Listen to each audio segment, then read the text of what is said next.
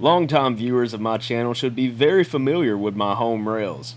For those who aren't, the Meridian Speedway is an over 300-mile stretch of rails spanning from Shreveport, Louisiana to Meridian, Mississippi. High-priority intermodal trains are common sight on the line, but these have only been around for a small fraction of the Speedway's history. In today's video, we're going to be taking a deeper look into the previous operator of these rails. Long before the official formation of the Speedway, the stretch of track was shared by two railroads, the Alabama and Vicksburg, which was in charge of the Mississippi portion, while the Vicksburg, Shreveport, and Pacific oversaw rail transportation on the Louisiana side. Both of these would be acquired by the iconic Illinois Central Railroad in the 1940s. For decades, Illinois Central and then later Illinois Central Gulf locomotives would be common sight in the region, though the ICG's grip on the Louisiana and Mississippi region would soon decrease. The IC would be looking for ways to cut costs all across the company, and this included selling several of their branch and main lines. Including in the list of lines available for purchase was the route that I call home today. In response, the Midsouth Rail Corporation was founded to take the mantle on March 31st of 1986.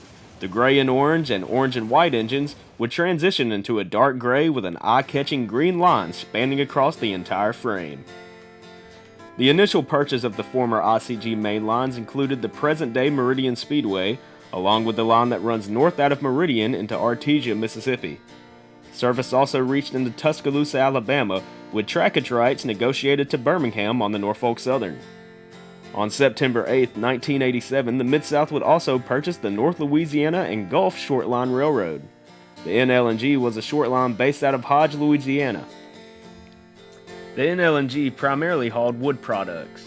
You can find my video overviewing the entire history of the NL&G on my channel. Shortly after this acquisition, the Midsouth would use these assets and form a subsidiary called the Mid-Louisiana Rail Corporation. The following year would find the Midsouth expanding once again. South Rail Corporation was formed on April 14, 1988, after the Midsouth purchased the Gulf and Mississippi Railroad, which ran on the former Gulf and Ship Island Railroad between the cities of Hattiesburg and Gulfport, Mississippi.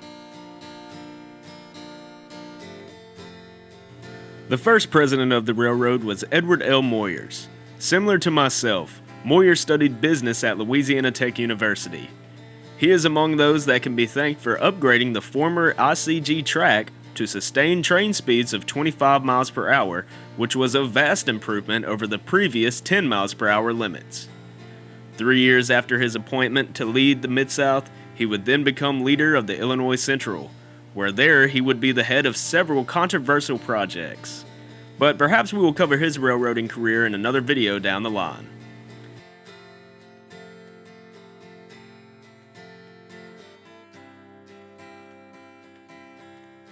After Edward Moyers' departure, his business partner Mark Levine would take over the Midsouth and eventually deny the offer from the Illinois Central to reacquire their former property. A few years later, on the final day of 1991, the Midsouth would make one of its last big moves. It bought the Corinth and Counce short line and created a third subsidiary being called Ten Rail Corporation. After 8 years of operation and expansion, the rapidly growing Kansas City Southern would take over the Midsouth and all of its subsidiaries in January 1994. While leasing much of the Midsouth's property to Watco in 2005, the mainline route from Shreveport to Meridian would be upgraded to peak Class 1 conditions to handle cross-country intermodal traffic. As of today, KCS still operates this route, but the legacy of the Midsouth is far from forgotten. Before wrapping up this video, let's talk about some of the Midsouth's locomotive roster. The Midsouth started with several hand-me-down locomotives, Paducah rebuild GP10s from the Illinois Central. The orange and white paint scheme did not disappear instantly though. It just had a different set of reporting marks on it for a little bit. The GP10s made up the majority of the Midsouth's fleet. While they all ended up having the gray and green paint scheme, it was never really hard to see that these were rebuilt in Paducah. An interesting note is that a few of these GP10s never had their high nose cut off. 4 GP18 locomotives were also included in the roster. I believe either 1 or 2 of these units were high hood as well. And finally, we'll go over the fleet of CF7s under Midsouth's flag. The CF7 locomotive was originally just an F unit. but the Santa Fe converted their body to make it ideal for general purpose duties such as switching or running in reverse. Like all other CF7s, the ones that served the Mid-South were all former Santa Fe. I hope that you enjoyed this video on the Mid-South. While some fine details are missing, I hope you got the basic idea of what the previous owner of the Speedway was like. As always, thanks for watching.